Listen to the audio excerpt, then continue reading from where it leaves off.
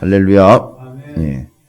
잠을 잘 수 있는 권리가 있음에도 불구하고 복음을 위하여 주님과 더 가까이 감을 위하여 일찍 주의 전으로 나와 십자가 제단으로 통과하는 여러분이 주님의 이름 안에서 오늘 한 날도 복과 은혜가 넘쳐나기를 축원을 드립니다. 예. 사도 바울이 어제 8장에서 보니까 우상에게 드려졌던 제물 먹는 문제 때문에 주로 이제 고기죠, 고기를 이제 신전에다가 제사하면서 드린 거죠. 그래서 심지어는 우상을 섬기는 이 우상 숭배자들도 새벽 기도도 다 했다라고까지 제가 얘기를 드렸어요. 새벽에 우상 숭배하러 왔다가 거기서 사람들이 우상한테 드려졌던 제물을 나눠 먹고 거기서 얘기 다 하던 거예요. 다 하고 거래 거기서 다 끝내고 이제 앞으로 이 고린도라는 이 도시를 어떻게 이끌어갈지 또 행정가와 정치인들은 거기서 얘기 다 끝내버리고 그러니까 거기 안 가면 고린도에서 힘 좀 쓴다 내지는 고린도에서 발을 붙이고 살기가 어려운 거예요. 그러니까 장사 못하는 거죠. 거길 나가서 얘기를 하고 그 새벽에 우상 숭배했던 그 자리에서 물려나온 우상에게 드렸던 그 제물을 먹으면서 아침 조찬을 나누면서 이야기를 하고 거기서 거래가 성사가 되어야 되는데 거기 안 나가면 장사 못하는 거예요. 거기 안 나가면 소위 말하면 고린도에서 살아 취급 못 받는 거예요. 좀 자리 잡고 살아가려면 거기 나가야 되는 거예요. 자, 그런 분위기 속에서 복음이 들어갔어요. 그러다 보니까 이게 아니라는 거죠. 이거 우상한테 드려졌던 거 이거 먹는 거 아닌데 이거 참 어떻게 해야 되나. 그런데 그 자리에 교회 다니는 사람이 있더라는 거예요. 근데 그냥 교회 다니는 사람이 아니라 요즘으로 치면 권사급 이상인 거예요. 믿음이 있고 교회 안에서도 어느 정도 인정을 받고 있는 존재들까지도 거기 와가지고 그 짓을 하고 있는 거예요. 근데 이제 얼마 전에 교회에 등록한 새 가족이 그걸 보고는 저래도 되는 건가 보구나 하면서 이제는 아이의 양심의 가책 없이 아이의 거기 와가지고 우상에게 드려졌던 제물을 그냥 거리낌 없이 먹어대는 거예요. 근데 이 사람은 뭘 모르고 먹는 거지만 그 소위 말하면 신앙생활을 잘 하고 있는 그 사람은 자기는 이제 하나님이 주신 거기 때문에 걸리지 않고 다 뭐든지 먹을 수 있다는 거죠. 맞는 얘기예요. 그건 자기의 믿음은 맞는 얘기인데 그걸 보고 새 가족이 잘못 오해를 했어요. 그러니까 그 사람은 믿음으로 먹는 게 아니라 그 사람이 그렇게 행동하는 걸 보고 그렇게 했으니 이거 누가 책임질 거냔 말이에요. 그래서 이제 그런 경우를 빗대어서 사도 바울은 아예 뭐라고 얘기냐면 내가 차라리 그럴 바에는 내 믿음으로는 고기도 먹고 신전에서 물려나오는 뭐든지 나는 다 씹어먹을 그런 권리가 있다 이거죠. 믿음 안에서. 자유도 있고. 그런데 나는 나를 보고 혹시라도 이제 신앙생활을 배워야 되고 또 새가족으로 세워져야 되는 저 영혼이 혹시라도 누가 되거나 실족을 당하거나 잘못된 것을 맞는 것인 양 착각하면서 믿고 가다가 멸망의 구렁텅이로 빠지는 일이 되지 않도록 차라리 그렇다면 내가 그를 위하여 평생 고기는 입에도 되지 않는 것이 좋겠구나 해서 권리를 쓰지 않겠노라 라고 이야기한 게 앞에 있는 8장의 내용이에요. 9장은 그거와 연결되는 점이에요. 바울에게도 어마어마한 권리가 있다고 이야기해요. 나는 이런 권리가 있고 이런 권리가 있고요. 여러분 다 그리스도 안에서 권리 있는 분들이에요. 그런데 그게 그리스도인으로서의 권리라면 참 성경적으로 따져보면서 살펴보면서 주장하는 게 성경의 근거니까 오히려 그건 은혜스러울 수 있어요. 근데 요즘의 교회와 성도들은 이 교회를 우리 아버지 때서부터 세웠는데 내가 여기 개척 멤버인데 또 내가 그래도 돈을 냈는데 내가 그래도 헌금을 많이 했는데 내가 중요한 역할을 하는 사람인데 하면서 주장을 권리하는 사람들이, 권리를 주장하는 사람들이 있어요. 이건 바울과 바울의 서신서에 비추어 보면 영 개념이 없을 뿐만 아니라 생각도 없고 비전도 없고 믿음도 없는 행동들이라는 걸 알 수 있어요. 바울이 뭐라고 얘기를 하느냐 하면 이 9장 1절부터 아주 적극적으로 얘기를 해요. 여러분, 나 사도예요 라고 이야기하면서 시작하는 거예요. 그렇죠. 바울이 사도지요. 부활하신 주님을 직접 만났으니까요. 자, 내가 자유인이 아니냐 이거. 자기는 로마의 시민권까지도 가지고 있는 사람이라는 거예요. 거기다가 나는 내 마음대로 할 수 있는 권리가 나에게는 무궁무진합니다. 로마의 시민이기 때문에 로마 법에 의하면 내가 할 수 있는 건 내가 로마의 시민으로서 법적 권리는 이루 말할 수 없이 다 많습니다. 심지어 내가 사도가 아닙니까?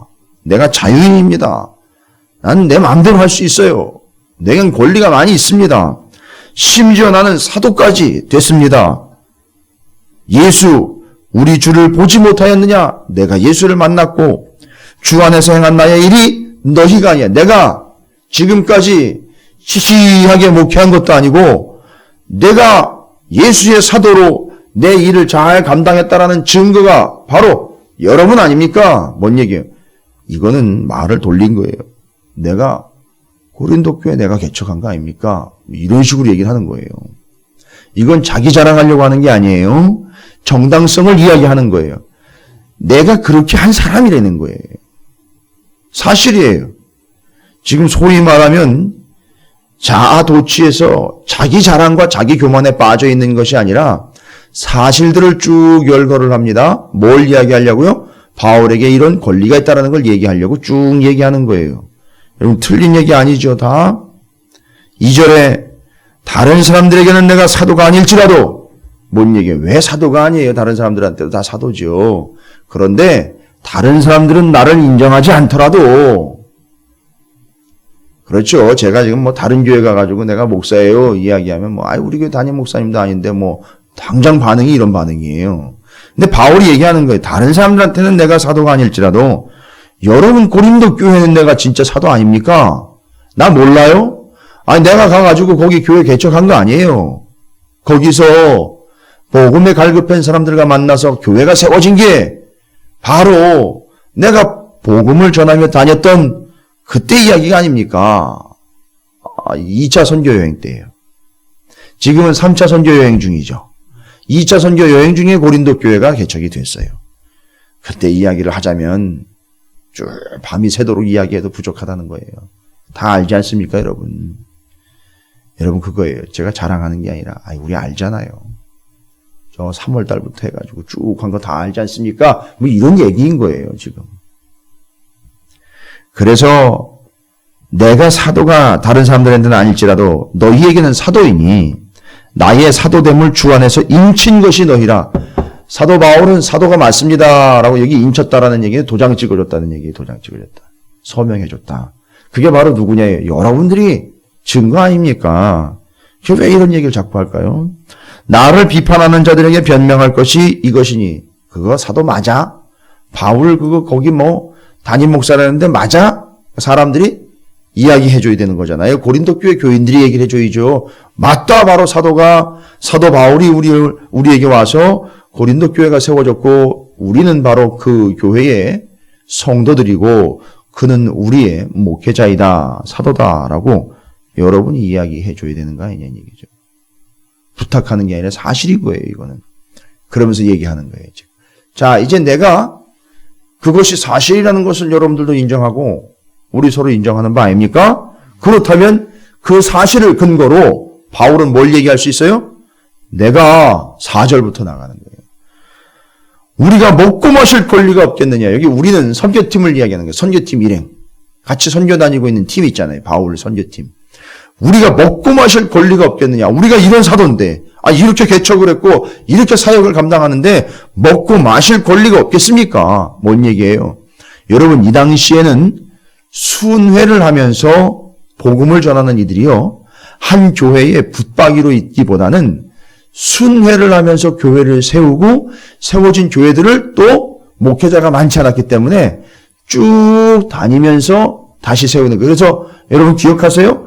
바울이 1차 선교 여행 때 복음 전하고 2차 선교 여행 때 원래 계획은요. 바울의 원래 계획은 1차 때 세워놓은 교회와 성도들을 다시 돌아서 믿음을 세우려고 하는 계획을 가지고 있었는데 하나님이 그걸 틀으셨어요.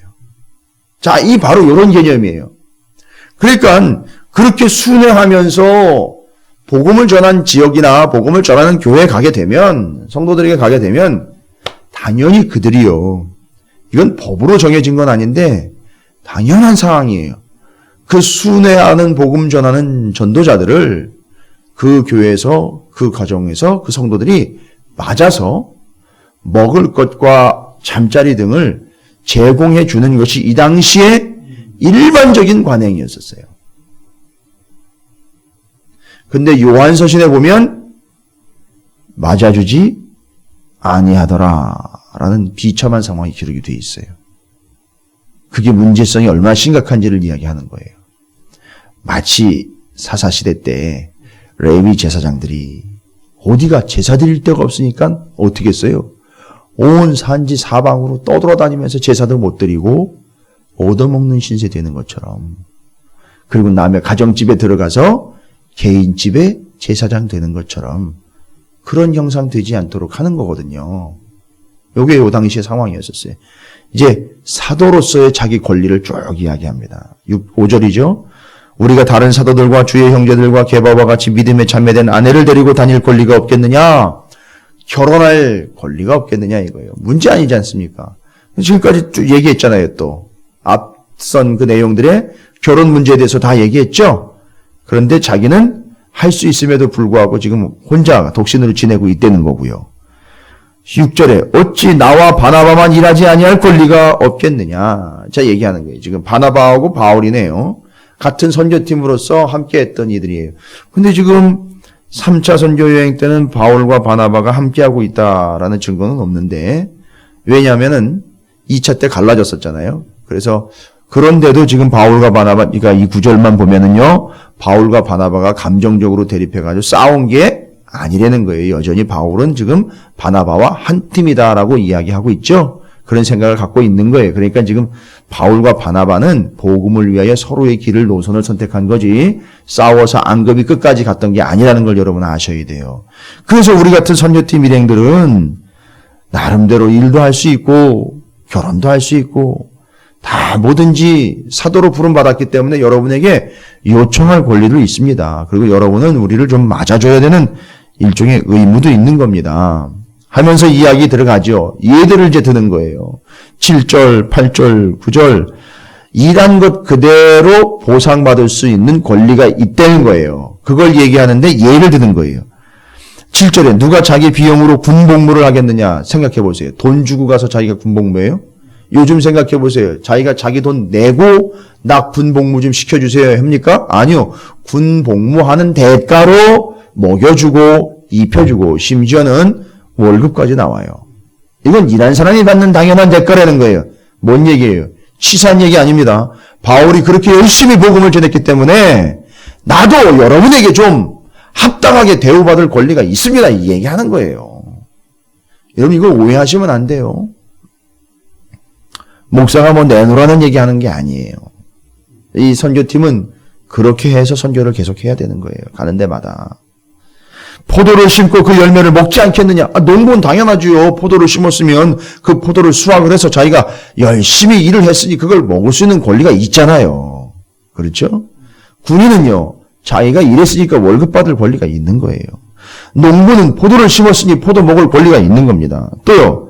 양을 기르는 양떼 목자는요. 그 양떼로부터 젖을 짜가지고 먹을 수 있는 권리가 있는 거예요. 8절이죠. 내가 사람의 예대로 이것을 말하느냐.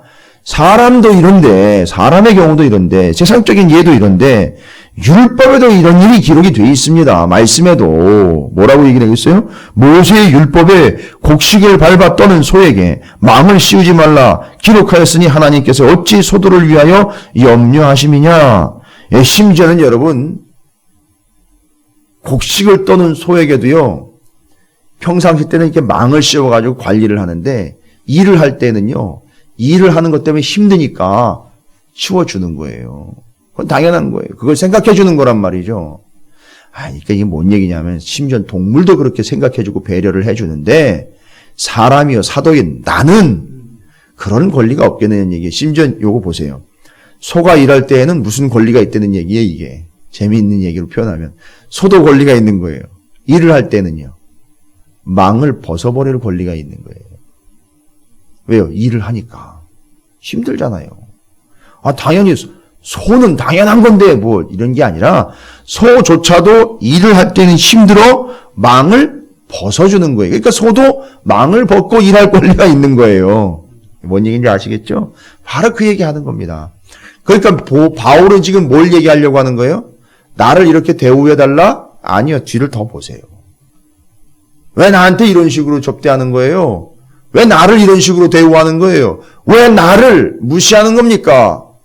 물론 이제 고린도후서에 가보면 사도 바울을 뒤에서 막 책망하고 험담하고 바울은 진짜 사도가 아니다라는 사도 바울의 사도권을 폄하하는 이들이 나타나기 시작을 했어요.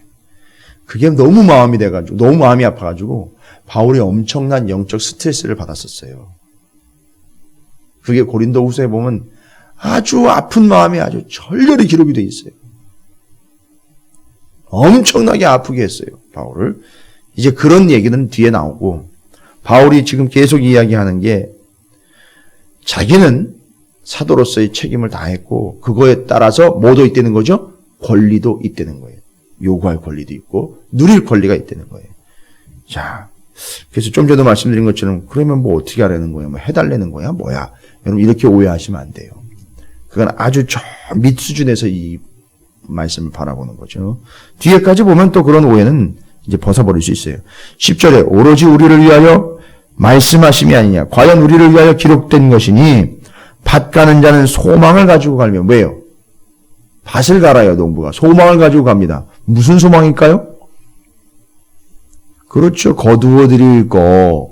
내가 이렇게 심고 뿌리고 관리했으니 나중에는 여기서 내가 먹을 수 있는 걸 거두어 드리겠거니 하는 소망이 있다는 거예요. 곡식 떠는 자는 함께 얻을 소망을 가지고 떠는 것이라. 곡식 떨면은요. 추수해가지고 떠니까 그것도 떨고 난 다음에는 일부분을 가지고 갈 수 있는 거 아닙니까? 여러분 그건 뭐예요? 권리예요. 일종의. 그렇게 할 수 있는. 지금 계속 바울이 쉬운 예들을 들고 있는 거예요. 자기 얘기를 하려고. 11절에 우리가 너희에게 신령한 것을 뿌렸은즉 이 신령한 건 뭡니까? 복음 아닙니까? 복음을 뿌렸은즉 너희의 육적인 것을 거두기로 과하다 하겠느냐? 뭐예요? 이 복음도 그렇게 심어 교회를 세웠는데 내가 좀 먹을 것 좀 달라 그러고 내가 좀 가서 좀 쉰다 그럴 때 방 한 켠 내주는 거 그런 거 당연한 거 아닙니까? 내가 가면 그렇게 좀 대접받을 권리가 없습니까? 우리 솔직하게 얘기해서 그거 우리 서로 당연하게 서로 해줄 수 있는 거 아닙니까? 지금 그 얘기하는 거예요. 12절에 다른 이들도 너희에게 이런 권리를 가졌거든 하물며 우리일까 보냐. 그러나 우리가 이 권리를 이제 중요한 거예요. 뭐예요? 어떻게 했대요? 쓰지 아니하고 범성에 참는 것은 뭔 얘기입니까? 목적이 뭐예요? 이유가 뭡니까? 왜 나는 이런 권리 있고 나도 이렇게 할 수 있고 내가 이런 걸 주장할 수 있고 내 위치가 그거 얘기 못할 위치입니까? 그런데 바울은 뭐 했다는 거죠? 안 했다는 거예요. 그 권리를 썼다는 겁니까? 안 썼다는 겁니까? 안 썼다는 거예요. 이유는요. 그리스도의 복음에 아무 장애가 없게 하려 함이로다. 여러분 이게 바울이에요. 여러분 기분 나쁘면 욕할 권리도 있어요. 죄송하지만 교회가 시끄러운 이유가 뭐냐면 이 교회가 누구 거냐 이거예요. 이러다 보니까 이 편, 저 편이요. 심지어 이 편, 저 편도 아니고 한 사람이 툭 튀어나와가지고 이건 우리 할아버지 때부터 얘기 시작하는 거예요. 그럼 한쪽에서 뭐라고 얘기를 해요? 이거 보시오. 이거 새로 건축할 때 내가 얼마를 냈는데 하면서 또 들이대는 거예요. 이봐. 지금은 내가 장로야. 거기다가 내가 으뜸이야. 이렇게 나오기 시작하면 끝이 없는 거예요. 심지어는요, 작은 교회들조차도 그 작은 교회 안에서도 내가 최고고 내가 그거 이야기할 수 있는 권리가 있다라는 식으로 나오는데 여러분 그건 아주 비복음적인 겁니다. 그 사람 때문에 복음이 전파가 안 되는 거예요. 바울이 그걸 알기 때문에 뭐라고 얘기를 했어요? 수많은 교회들을 개척을 했고 성도들을 세우는 바울이 당연히 요구할 수 있고 받을 수도 있는데 어떻게 했다? 그 권리를 쓰지 않았다는 거예요. 이유는 뭐예요? 자기 인기 관리하려고 하는 게 아니라 복음을 위해서예요. 복음이 잘 전파되도록 하기 위해. 내가 거기에 걸림돌이 되면 안 되지 하는 거예요. 13, 14절은요. 옛날 예를 이야기해요. 여러분 요새 출애굽기 끝나고 레위기 하잖아요. 레위기에 제사장 얘기 드렸잖아요. 제사장이 번제, 소제, 화목제, 속건제, 속죄제 이야기하면서 소제를 당연히 제사장이 몫으로 받아 먹습니다. 그거 얘기하는 거예요, 지금. 그것까지 여기다가 얘기를 했어요. 성전의 일을 하는 이들은 13절에 성전에서 나는 것을 먹으며 제단에서 섬기는 이들은 제단과 함께 나누는 것을 너희가 알지 못하네. 당연한 거예요, 그거는. 그죠? 당연한데 이와 같이 주께서도 복음 전하는 자들이 복음으로 말미암아 살리라 명하셨느니라. 복음을 전하면 그에 따라서 누리게 되는 것과 또 누릴 수 있는 권리들이 있다라는 건 당연한 건데 그러나 15절이에요. 내가 이것을 하나도 쓰지 아니하였고 또 이 말을 쓰는 것은 내게 이같이 하여 달라는 것이 아니라 내가 더 격한 표현을 씁니다. 차라리 죽을지언정 누구든지 내 자랑하는 것을 헛된 대로 돌리지 못하게 하리라. 16절입니다. 내가 복음을 전할지라도 자랑할 것이 없으면 내가 부득불 할 일임이라. 당연히 할 일이라는 거예요. 당연히. 만일 복음을 전하지 아니하면 내게 화가 있을 것이로다. 바울은 지금 당연한 자기 권리를 주장하는 것이 아니라 그 권리를 죽여서라도 그 권리를 빼놓고서라도 무엇을 위하여 자기는 애썼다는 거죠? 오직 복음이 전해지는 것을 위해서라면 나는 내가 쓸 수 있는 주장할 수 있는 모든 권리를 다 내려놓고 바울은 이런 표현을 너무 자주 써요. 그런데 이게 말로만 그러는 게 아니라 실제로 그래요. 여러분 이전에 바울이 가말리엘 문화생으로 율법에 능한 자여 최고의 학부요.